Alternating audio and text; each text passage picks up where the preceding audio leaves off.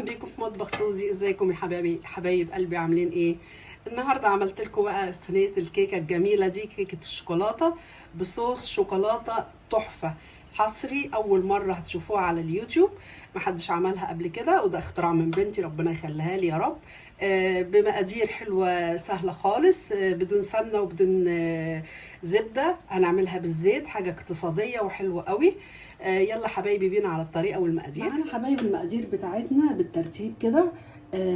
هي طبعا الكيكه دي اسمها كيكه الكوبايه الواحده. معانا من نفس الكوبايه هناخد نص كوبايه كاكاو، كوبايه كاكاو خام، كوبايه سكر. الكوبايه اللي انا حاطه فيها الزيت اللي هي بتاعه الصورام، هي دي اللي هعمل بيها كل المقادير، هعاير بيها كل المقادير. ومعانا كوبايه زيت زي ما قلت، ومعانا عدد 3 بيض بدرجة حرارة المطبخ، عليهم طبعا فانيليا هنحطها. ومعانا كوباية صورام، اكيد كلنا عارفين الصورام. ومعانا كوباية ونص من الدقيق منخول طبعا يا جماعة. ومعانا كوباية من الهازل نوس اللي هو البندق المطحون. انا باكو من البيكنج باودر اهو، كيك شيف او اي باكو او اي بيكنج باودر سوري. ومعانا معلقة من الخل، ومعانا رشة ملح يا جماعه. ومعانا معلقه من النوتيلا، معلقه اللي هي بتاعه الشوربه او بناكل بيها الرز. يلا بينا على الطريقه حبايب قلبي. هنحط البيض، سكر ده حبيبات يا جماعه، مش سكر مطحون ولا حاجه. وهنحط عليهم طبعا اهم حاجه الفانيليا، قيمه معلقه صغيره من الفانيليا. هنقلب كل المقادير دي مع بعضها لحد ما السكر بتاعنا يدوب. اهم حاجه يا جماعه السكر بتاعنا يدوب، واللون البيض مع السكر يبيض زي ما هنشوفه مع بعض. ما ضربت البيض مع السكر بالشكل ده وداب كويس جدا، واللون زي ما انتم شايفين اتفتح خالص وعمل زي فوم كده. دلوقتي هنحط بقى كوبايه الزيت اللي هي بتاعه الصورام، هي الكوبايه.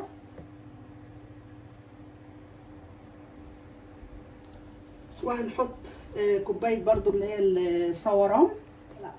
هنقلبهم مع بعض كده كويس برضو لحد ما يمتزجوا كده كلهم مع بعض.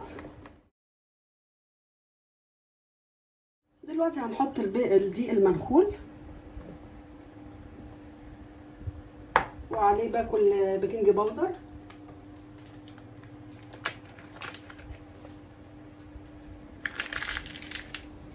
ورشة الملح،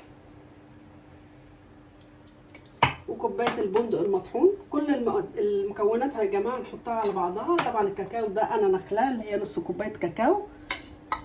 اسهل من كده مفيش، اسهل كيكه هتعملوها في ثواني وهتطلع النتيجه مفيش بعد كده.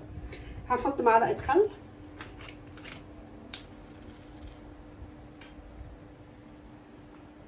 معلقه كبيره كده من الخل ده بيدي هشام حلو جدا يا جماعه للكيكه. وما ننساش معلقه النوتيلا، ممكن نوتيلا، ممكن البديل النوتيلا، معلقه كبيره كده هرميه حلوه عشان دي بتدي طعم بجد رهيب. وخلصت الكيكه بتاعتنا، مفيش اسهل من كده يا جماعه اهو.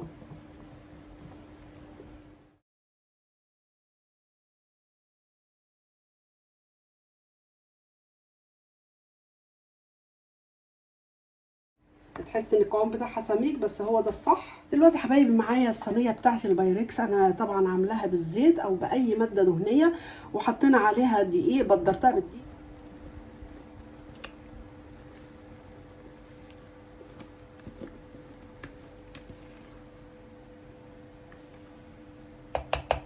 طبعا على درجه حراره 180 من فوق ومن تحت. هتاخد معانا حوالي ساعه الا ربع. ما نفتحش عليها يا جماعه ابدا قبل نص ساعه عشان ما تهبطش معانا الكيكه. نهز الصينيه كده عشان تستوي وتبقى حلوه. دي حبايبي شكل الكيكه بتاعتنا بعد ما طلعت من الفرن بعد 45 دقيقه. هنجربها بخله الاسنان، هنشوف طبعا اذا كان فيها عجين ولا اي حاجه. لا هي استوت كده كويس جدا. الصوص بتاعنا يا حبايبي معانا كوبايه من كريمه الخفق اللي هي صورام يا جماعه، الاوبر شلاك اوبرز سوري، شلاك اوبرز. طبعا كنت حاطاها في الفريزر عشان هي كده شكلها بالشكل ده، بس هي اساسا بتبقى سايله، بس هي عشان كانت في الفريزر بقت بالشكل ده. احنا هنحطها على النار لحد درجه الغليان لحد ما يسيح خالص، ونرجع نشوف هنعمل مع بعض ايه. بعد ما كوبايه كريمه الخفق او الشلاج اوبرس ساحت زي ما انتم شايفين كده او سخنت. معانا 400 جرام من الشوكولاته الدارك مقطعينها حتت صغيره كده، هنحطها على الكريمه لحد ونقلبها لحد ما يمتزجوا مع بعض كده اهي. الصوص ده حاجه كده بجد بجد في منتهى الجمال، طعمه حلو جدا ويمكن حصري محدش شافه قبل كده. هنعمله مع بعض وهتشوفوه، وجربوه كده في اي حاجه، في تورت، في جاتوهات، في كيك، في اي حاجه هيطلع حلو قوي قوي يا جماعه. مش لازم يعني لازم الشوكولاته بتاعتنا تسيح خالص اهو. هنفضل نقلب فيها كده لحد ما تسيح خالص مع كريمه الخفق. دلوقتي يا حبايبي هحط عليهم معلقتين من النوتيلا، معلقه كبيره. طبعا عارفين النوتيلا بتدي طعم حلو قوي لاي حاجه اهو. معلقه تانية كده مليانه، وهنقلب برضو المكونات كلها مع بعضها.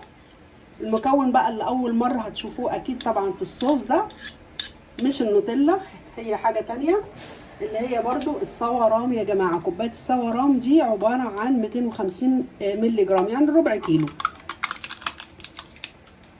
هنحطها برضو ونقلب المكونات كلها مع بعض عشان السوا رام بتاعنا ما يحمضش او يبوظ، لان دي حاجه عامله زي الزبادي، فلازم نحطها على النار تاني. هنقلبهم الاول مع بعض يمتزجوا كده مع بعض كويس. دلوقتي بعد ما حطيت المكونات زي ما قلت لكم كلها، السوران مع النوتيلا مع الشوكولاته كريمه الخفق، خليتهم يغلوا غلوه كمان. دلوقتي هنضربهم بالهاند بلندر ونصفيهم. لازم يا جماعه يا جماعه لازم يتصفى. بصوا الحبيبات اللي هي من السوران عامله ازاي، فدي لازم تتصفى عشان ما يبقاش، عشان تبقى ناعمه جدا وما يبقاش فيها اي حاجه من الحاجات اللي هي البيضه دي زي ما احنا شايفين كده.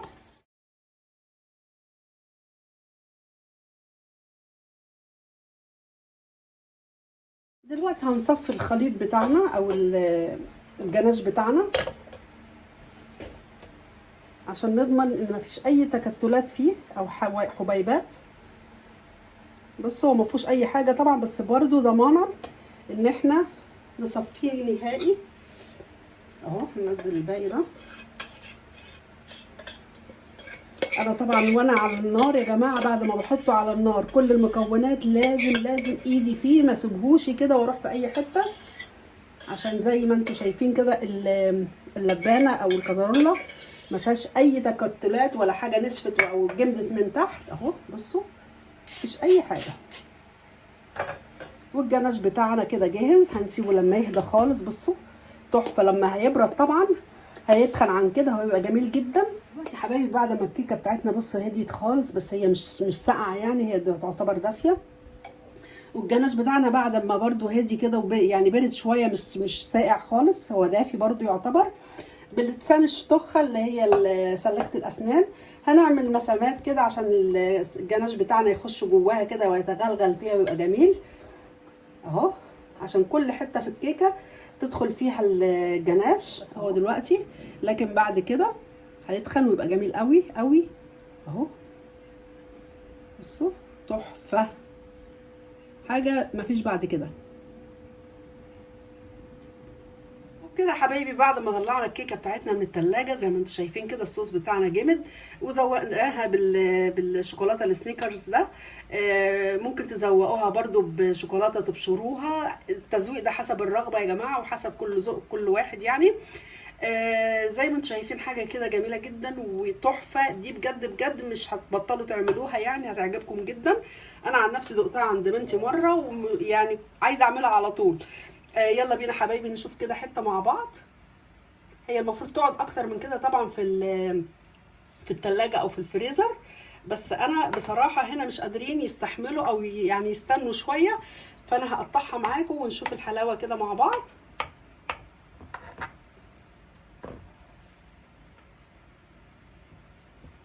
قد ايه هي صفتك وجوسي وجميله.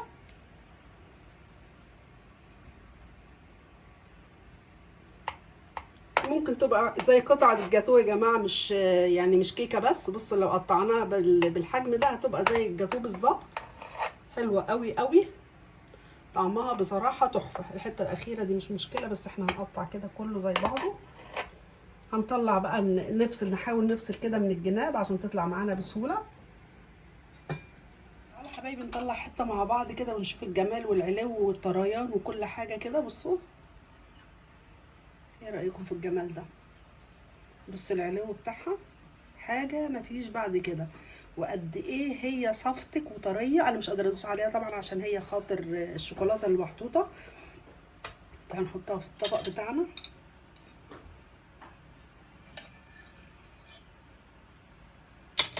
ندوق بقى كده مع بعض. بص الطريان بتاعها والتماسك، ايه رايكم؟ بصوا تحفه بجد، جميله جدا جدا جدا.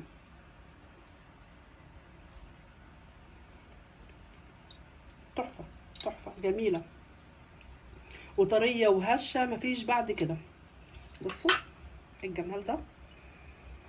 اتمنى طبعا يا حبايب قلبي الوصفه تعجبكم، ولو عجبتكم تقولي رايكم في الكومنتات، ولو ليكوا اي تعديل فيها تقولوا لي برضو.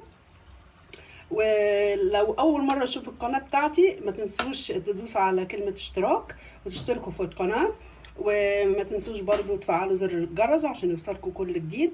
ويا ريت تتابعوني على صفحتي على الفيسبوك باسم مطبخ سوزي، واقول لكم سلام، باي باي.